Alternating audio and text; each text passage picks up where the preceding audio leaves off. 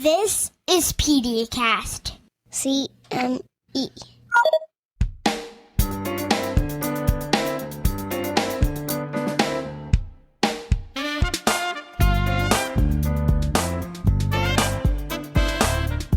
Welcome to PediaCast CME, a pediatric podcast for providers.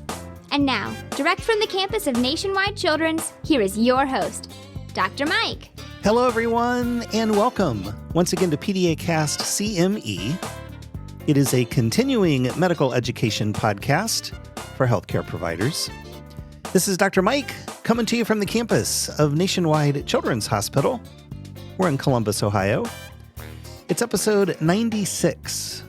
We're calling this one Pediatric Prehospital Airway Resuscitation Trial, which is a mouthful. And so from here on out, we are going to shorten that to Pedi-PART.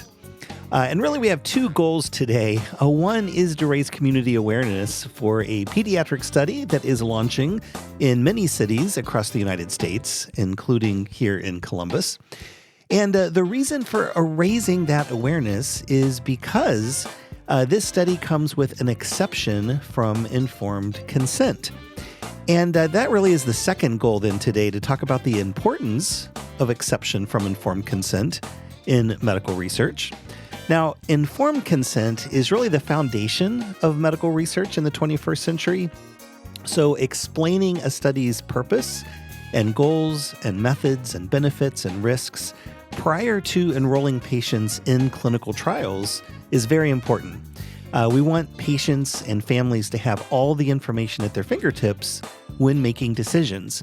And in the past, in the world of medicine, and I'm thinking, back in the 60s and 70s, we weren't always great at providing informed consent. In fact, there were some really travesties that took place where informed consent was not obtained. And so that was a terrible, terrible thing. And we do not want to repeat those kind of situations.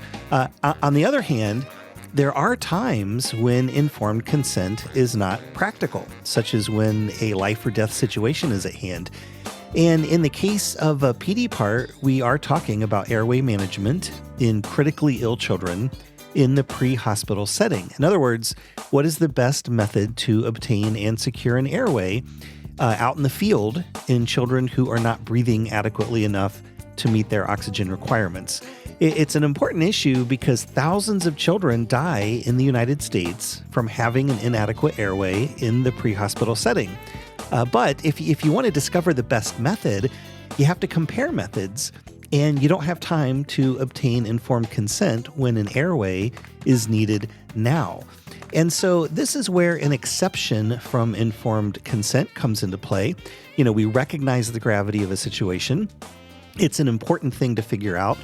So how can we act in an emergency but still stick to the tenets of informed consent in medical research?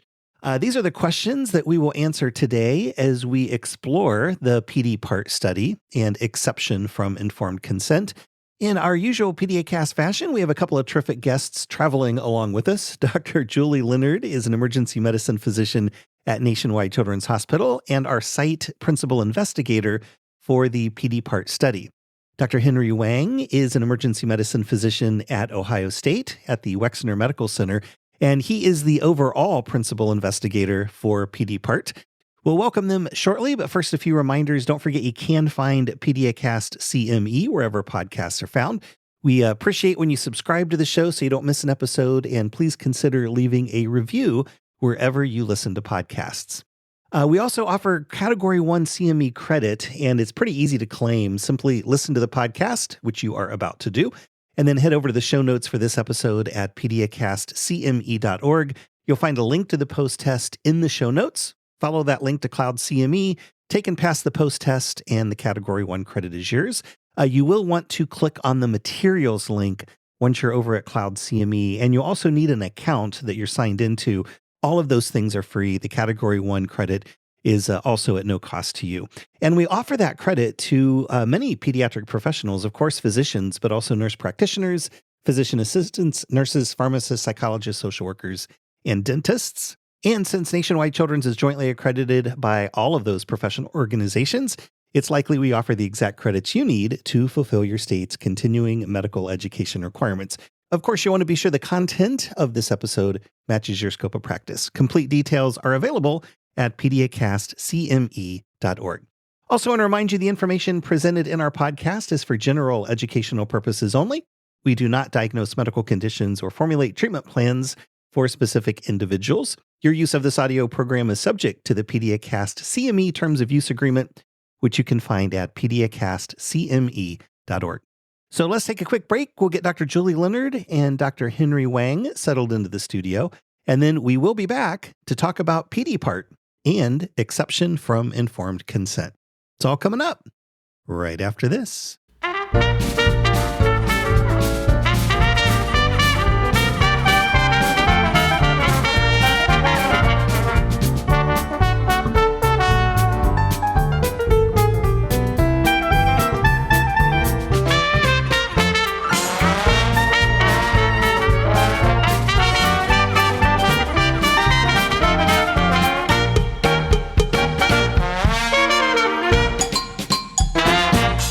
Dr. Julie Leonard is a pediatric emergency medicine physician at Nationwide Children's Hospital and a professor of pediatrics at The Ohio State University College of Medicine. She also serves as the site principal investigator for the Pedi-PART study at Nationwide Children's. Dr. Henry Wang is an emergency medicine physician at The Ohio State University Wexner Medical Center and a professor of emergency medicine at Ohio State.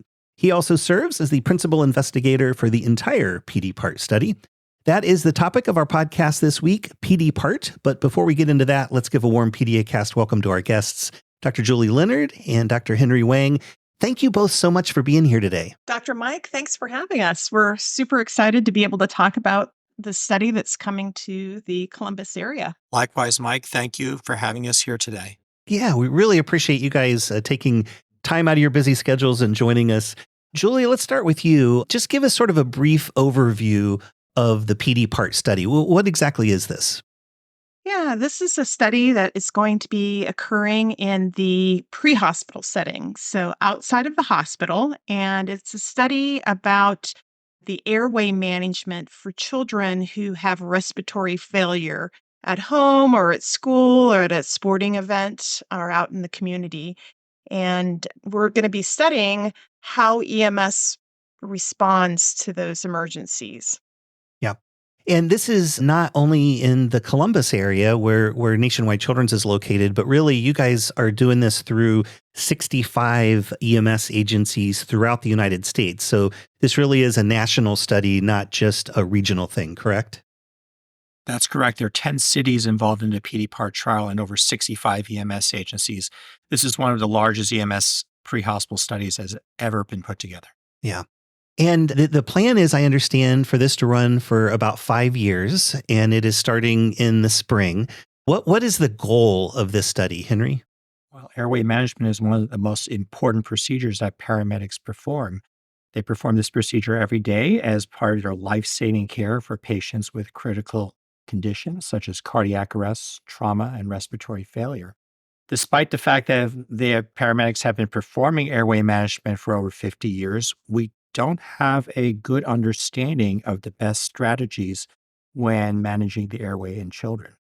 So Pedi-PART is a landmark study, and for the first time will offer some of the most important perspectives and information to guide paramedics when taking care of critically ill children. Yeah. So as I understand it, we're talking about critically ill children who are having difficulty breathing and for one reason or another. And so the pre-hospital folks, so the EMS personnel, need to establish an airway. And there are multiple ways that can be done. And you're really trying to get at which is the best way, maybe with the fewest complications, what airway is going to last and be their best. So what type of airway management techniques are you comparing in this study? So there are actually 3 ways that paramedics can help assist children with breathing in an emergency. The first is to place a mask over the child's face and to sort of puff breaths or breathe for the child that way. And then the second 2 the other two ways, or more, shall we say, invasive. So one would be to put a breathing device into just above the airway, so to more directly get air into the lungs. And then the third way is to actually put a breathing tube or to intubate the patient and put that directly into the patient's trachea and to provide breaths that way. Yeah. And so then how do you determine what the best method is? Pedi-PART is a randomized controlled trial, which means that the intervention is chosen randomly with each case. You might ask, how is that good science? Well, the highest form, the best type of research study involves randomizing the interventions. If you don't randomize the interventions, then doctors, or in this case paramedics, tend to choose the technique that they're most comfortable with. And we end up with information that may actually be flawed.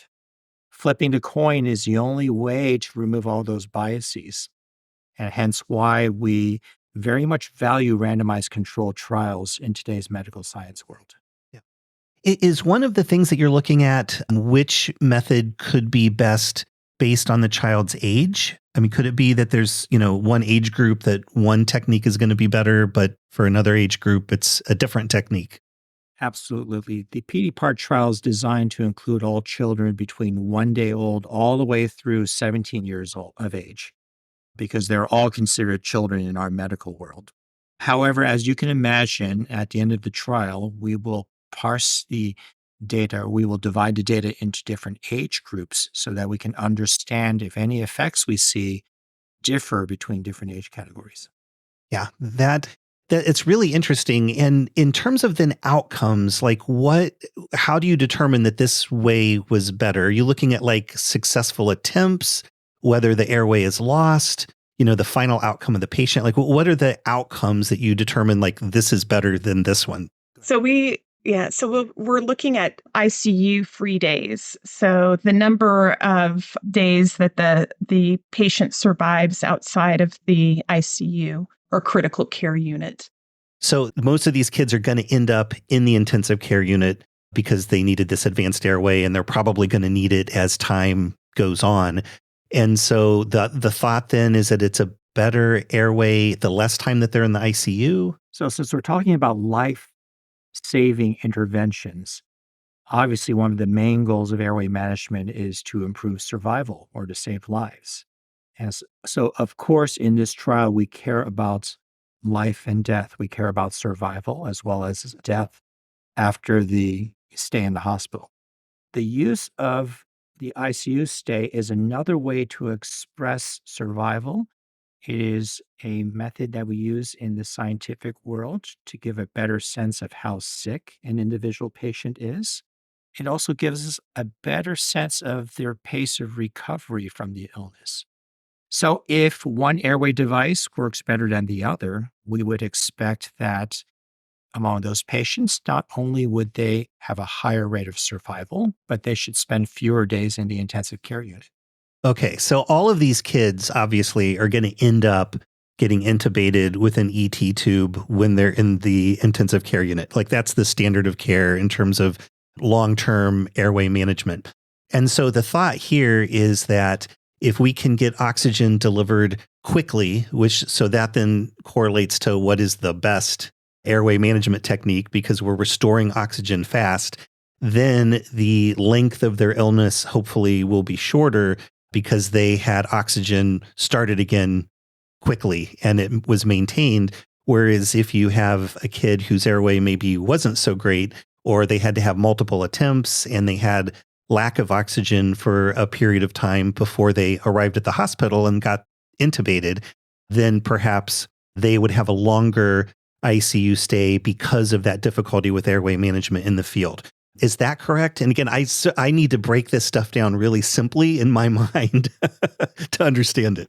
That's correct. With all critically ill patients in the hospital, one of our goals is to provide oxygen in a very controlled manner. So typically we'll put a breathing tube into the throat to help to deliver oxygen in a very controlled manner.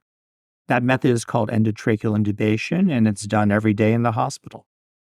Now, paramedics in the United States have performed intubation in the field for 50 years. But we've also discovered along the way that procedures performed in the pre-hospital setting may not come out the same way as when we do it in the hospital. So we've come to realize that it's not so much a question about the device used, but the strategy involved. When I have intubation available, that is a powerful tool, but it also takes me more time as a paramedic to accomplish that task. And I'm also likely to accidentally do a few other things along the way. The other devices are simpler. They maybe do not deliver oxygen as well, but because of their simplicity, I'm less likely to make mistakes along the way. Yeah. Which one ends up ahead, we don't know. And really, these are strategies of care that we're comparing in this trial. I would also add, to build off of what Henry is saying is, and beyond, making mistakes in the pre-hospital setting, is the idea that, these devices take time, to insert, and there are limited personnel. So when you receive care in the hospital setting, you have multiple people at the bedside to help out and to lend a hand. But our teams that are out in the pre-hospital setting, there will be, one person perhaps that's on scene that's trained to perform these procedures without a lot of extra support to getting the job done. So it could be really demanding on the provider that's there at the patient's side. And so these simpler methods will perhaps streamline and allow the paramedic to get the patient to the hospital faster. Yeah. That really does make sense, that we all know that intubation is going to be the definitive what this child needs. But to Henry's point, in the field, you may not have access to a fancy camera where you can really visualize exactly where the trachea is and that you're in the right spot. You don't have X-ray technology in your ambulance to verify tube placement. So it's a more challenging procedure for sure compared to in the hospital. And so I guess the point here is that if you use another technique that's easier and you get it done correctly the first time and you get oxygen established quicker, are you going to have a better outcome, even though these are simpler techniques in the field, but then you can wait till you get to the hospital for the intubation? And again, we don't know the answer to that. Maybe it is better if they have to have multiple attempts and some mistakes in the field with intubation. That's the reason for the study. Is that correct? Absolutely. And, and I think that, it's at the end of the day, paramedics are also eager to get the answer to this question. While, Henry and I work in settings where we see a lot of patients, and intubate quite often, paramedics, that's a less common event for them, and more so for children. It could be a very rare event for them. It can be a once in a career event for them. So getting this answer is something that we're not only excited about, but, people who practice in that environment are very eager to learn. Yeah. And then I would imagine that some of this is going to depend on what the cause of the child's breathing difficulty is. And so we want to eliminate as many variables as possible. So if you have a kid with severe lung disease, like maybe they have a severe pneumonia or they have asthma or something that is going to be more of a prolonged respiratory issue, that could also impact how long they're in the ICU. And so is there a way to sort of differentiate kids who have a primary lung problem versus those who aren't breathing well for some other reason? One of the biggest challenges in any medical study is the wide variation of patients that you see. People will come in different sizes, different heights, have all sorts of different medical conditions, and take different drugs. This is why the randomized controlled trial is so important. It's one of the few ways that we can effectively account for and all these differences between patients. To your point at the wide variation, for this study, we are not restricting it to cause of respiratory failure, which is very important. And so we will be able to study not only the age differences that Henry talked about earlier, but also centered around what the cause of respiratory failure is. And so for children, it's likely to be equally split between there being an injury event or trauma, there being a respiratory event, like the examples you gave, Mike, in terms of pneumonia or severe asthma, and then cardiac events. So, which are more common in adults, but we do have particular subset of cardiac events in children. Yeah. So that's a really important point, that you are at least, you're not excluding folks based on a primary respiratory problem, but you are making note of which ones have a respiratory problem going into it and which ones don't, so that then, maybe one technique is better for those with a respiratory problem versus a cardiac problem or an injury problem. So then what are there, oftentimes with studies, there are populations of people who are excluded. Who are excluded from this particular study, Henry? As with all research studies, we are very selective about the patients that we include in the research trial. And as you would expect, there are certain children that we are excluding from this trial. Some are because of government rules or regulations. So, for example, any prisoners, those in juvenile detention, or pregnant females will be excluded from the study. But others are excluded for good clinical reasons. So, for example, children with a pre-existing tracheostomy are excluded. And that's because in typical paramedic practice, they wouldn't necessarily be providing life-saving airway care to a child with a pre-existing tracheostomy. So this gives you an example of some of the challenges we have when designing these types of studies. Yeah. And if folks have a do not resuscitate order because they have a chronic illness and maybe they're in hospice care, obviously they're not going to be included either. And then I did understand that newborns who are born at home, those are also excluded from the study, correct? Newborns present very special and different challenges. And so therefore we excluded them from this study. And then for those people, so it sounds like really, other than what you just mentioned, anybody that is between a day old and less than 18 years of age are going to be included. What are the benefits of being a participant in this study? All of the interventions used in the Pedi-PART trial are part of standard care. These are used every day by paramedics on all critically ill adults and children. The difference in this trial is that on different days, they are told to use different devices. And so at a baseline, no patient is exposed to any additional risk. And in fact, they're all getting the benefit of standard methods of airway management. The benefits that we derive as a society as a whole from studies are extremely important. To better care for children today and in the future, we need to generate knowledge. And carrying out very structured studies like Pedi-PART is the only way that we can generate that important knowledge. Yeah. When you ask the paramedics, what challenges them when they're taking care of a child? Part of it is fear. The fear that in the face of these very critically ill children, I have to make split-second decisions. And sometimes I'm not sure what the best decisions are. They see this type of study as really helpful to their practice because we'll be able to get them crystal clear information about the absolute best strategy or approach to use in critically ill children. And that will make the resuscitation easier, faster, and a lot more, and will put them at ease as they're caring for these very sick children. Yeah. And the reason I asked that question about the benefits is because I do want to ask about the risks. So I think this is important because as we consider informed consent with research projects, part of that, and really when we get informed consent for medical procedures as well, we want to inform the parent, okay, these are the benefits of doing this. These are the risks of doing this. We believe the benefits outweigh the risks. Otherwise, we wouldn't be suggesting it. And let's talk about that together and arrive at a joint decision of what we're going to do for your child, what's in the best interest. And so in this particular case, we have exception from informed consent, which we're going to talk about. But I really did want to lay out what are the benefits of this, but also what are the risks of this, because that's something that parents are going to want to know.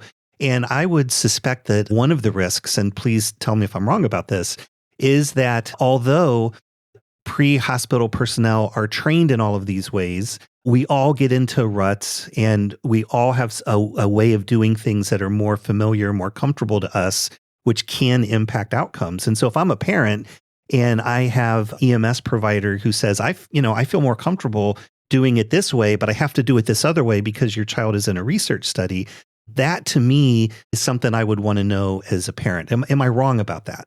We really don't know the answer to this question.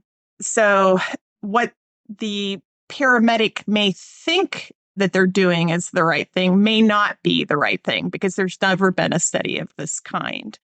And so leaving it up to, which is the practice right now, leaving it up to the choice of the paramedic is again, it could be guided by fear. It could be guided by some misconceptions about the procedures and the effects of the procedures.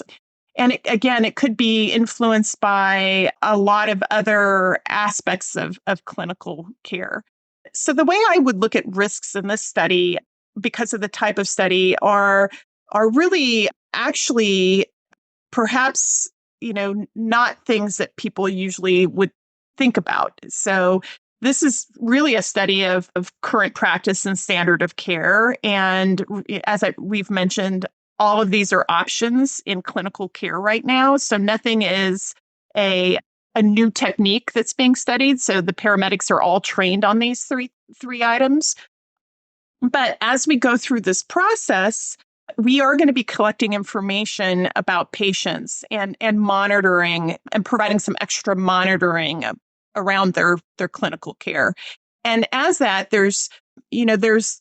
we're gathering, patient name, patient birthday and collecting information. So the biggest risk is really one of loss of privacy. So, and because we're gathering information about patient's care. So again, that's something that we usually, the patient has the right to their private information and it's protected.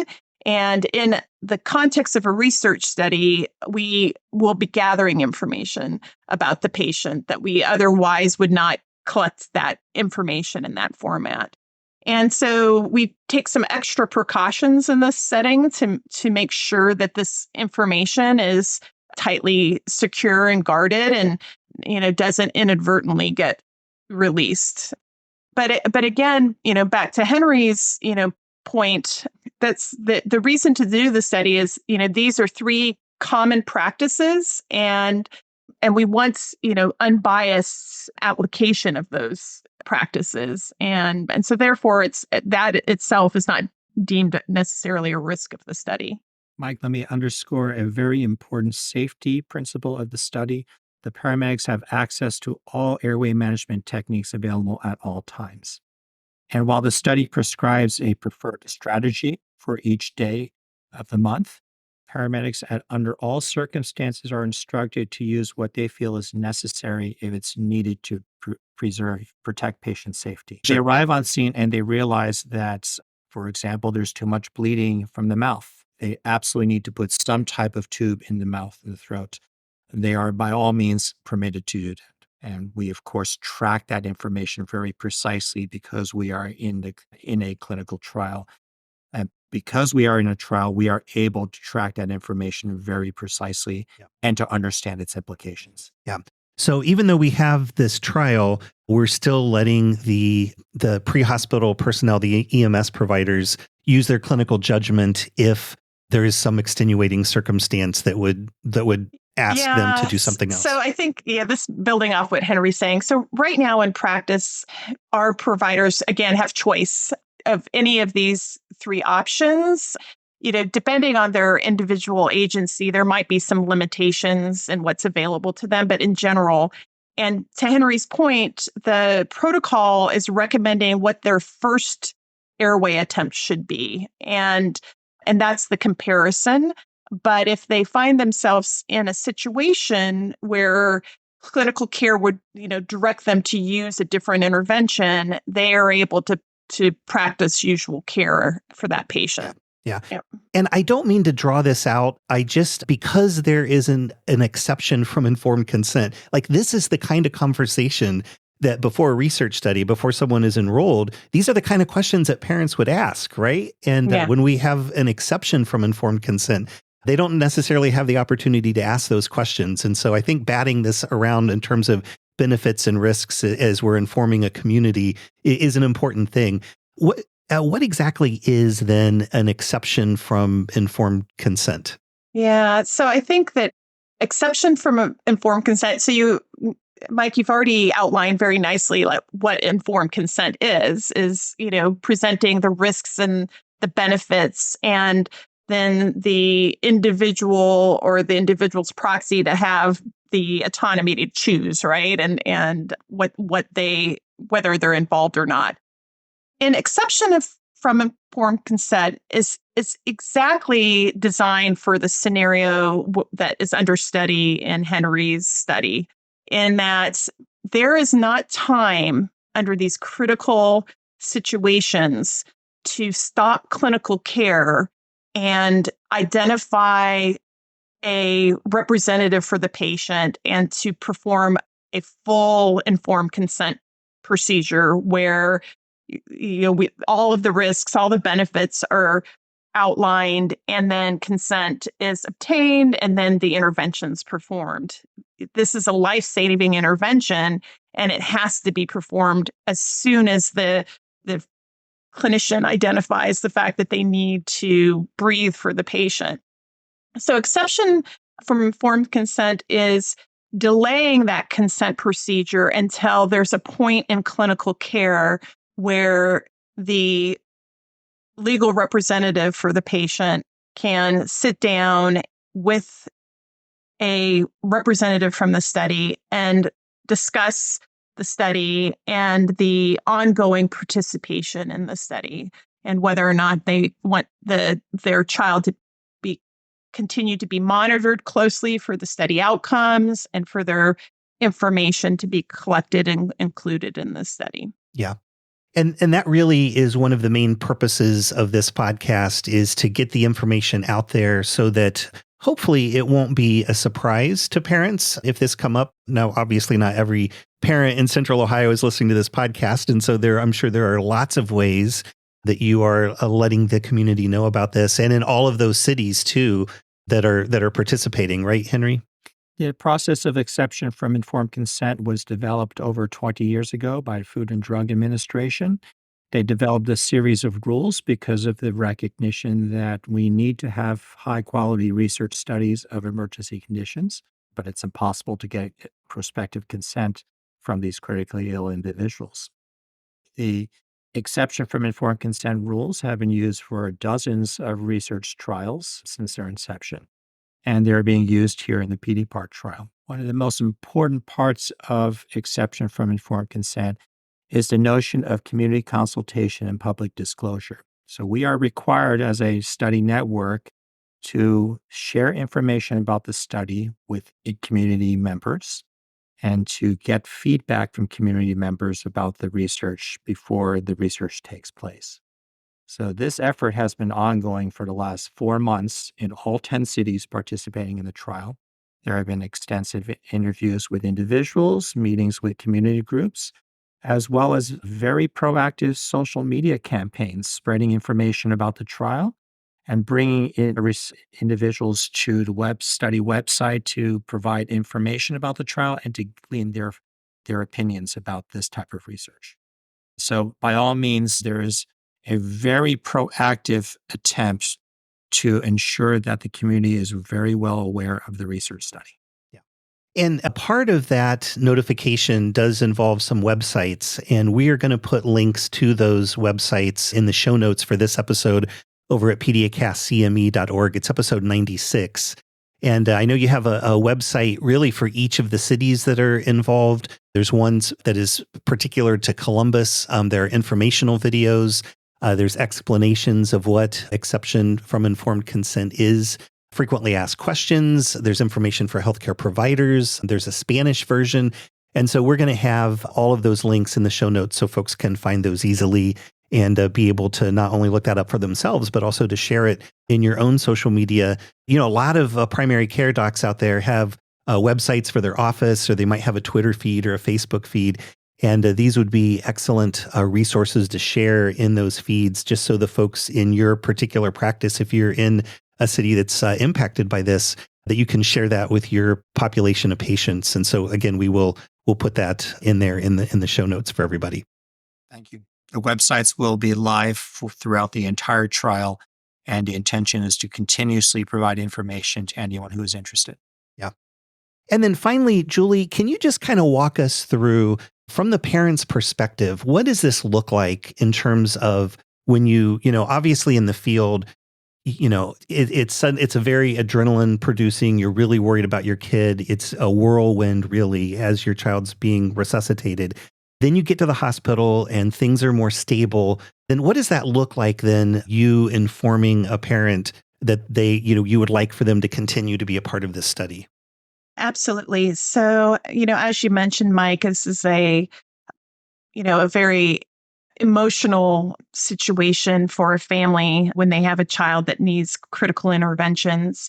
And so our job as the research staff is to first let the physicians and nurses and care team render care. So, when the patient arrives at the hospital, their care will be the number one priority, and the focus will be, on taking care of the child.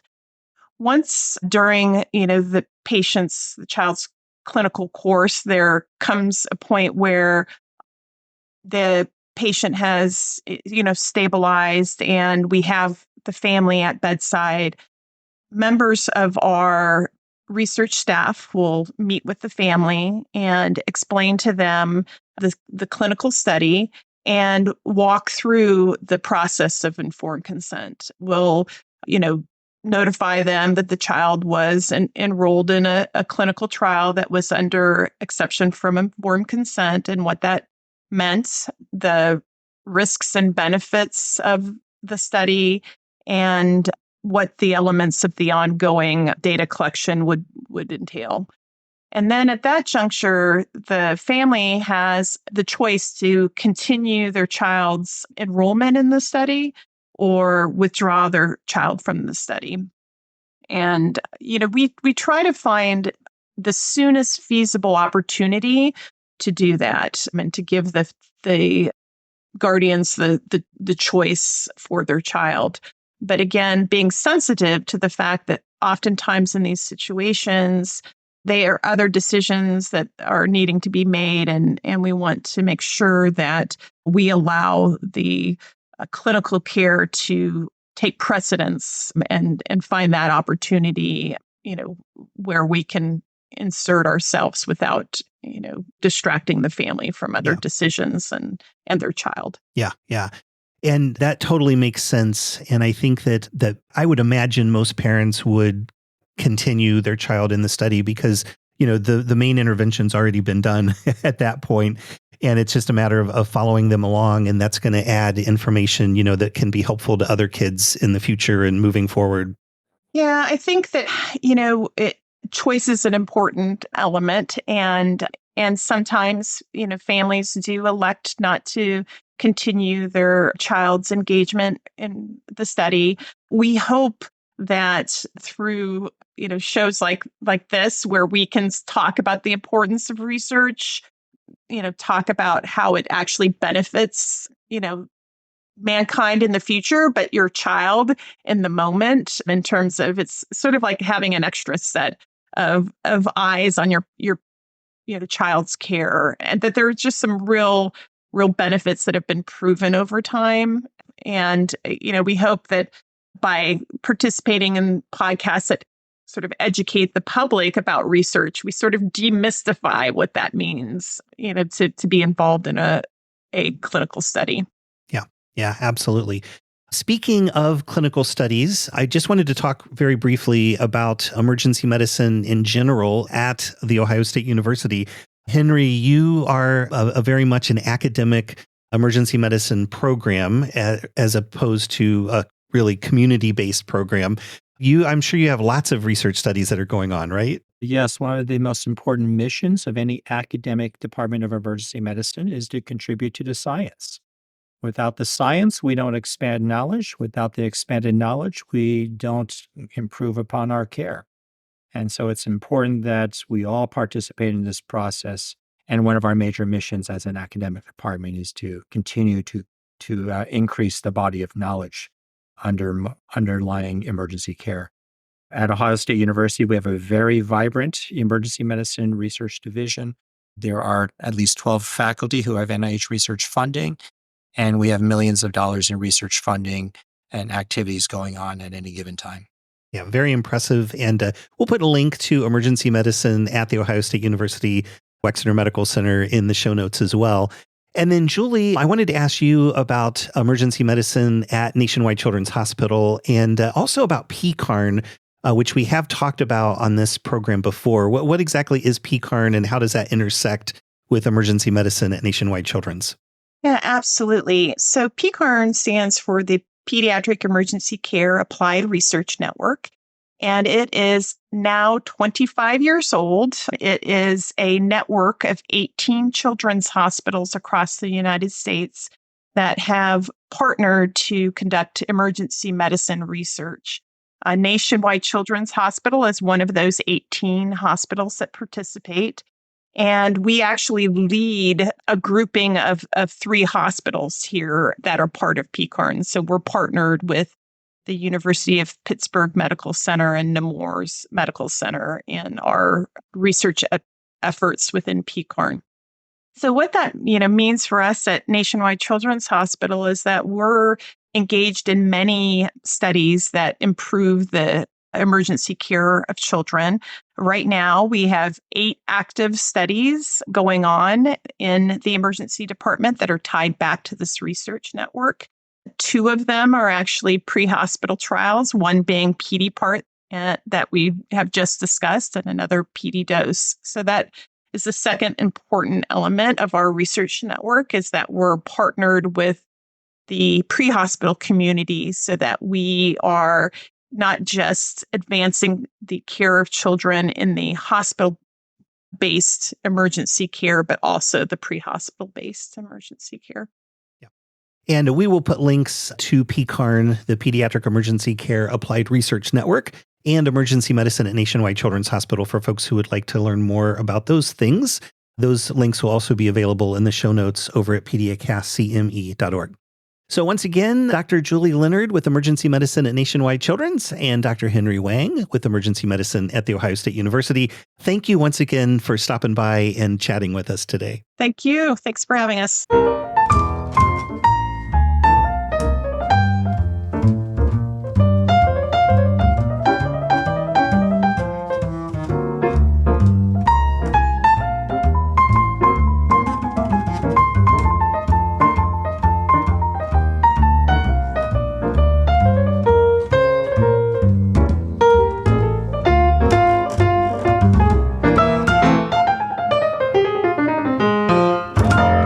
We are back with just enough time to say thanks once again to all of you for taking time out of your day and making PediaCast CME a part of it. Really do appreciate that.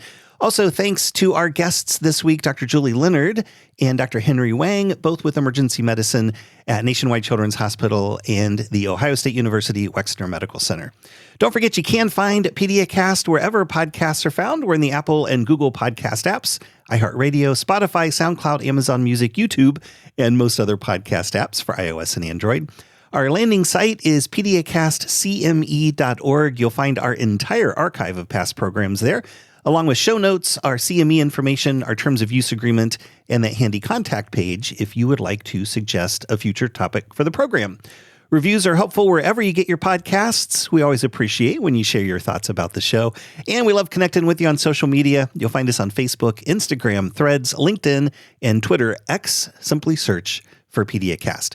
So you have listened to the podcast. Now be sure to claim your free Category 1 continuing medical education credit. Really easy thing to do. Just head over to the show notes for this episode at PediaCastCME.org. You'll find a link to the post test in the show notes.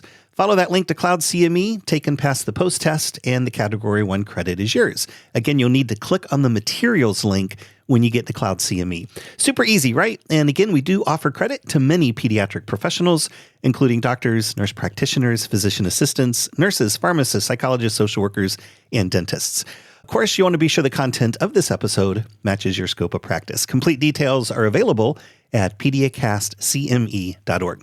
And then just one more reminder, we do have an evidence-based podcast for moms and dads. Lots of pediatricians and other providers also tune in.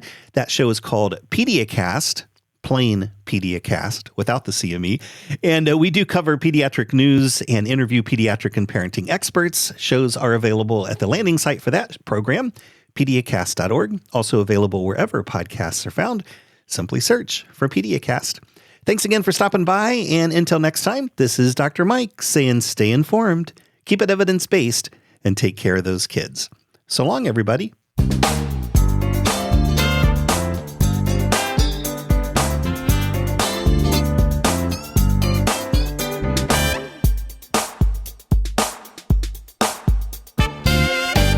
This program is a production of Nationwide Children's. Thanks for listening. We'll see you next time on PediaCast CME.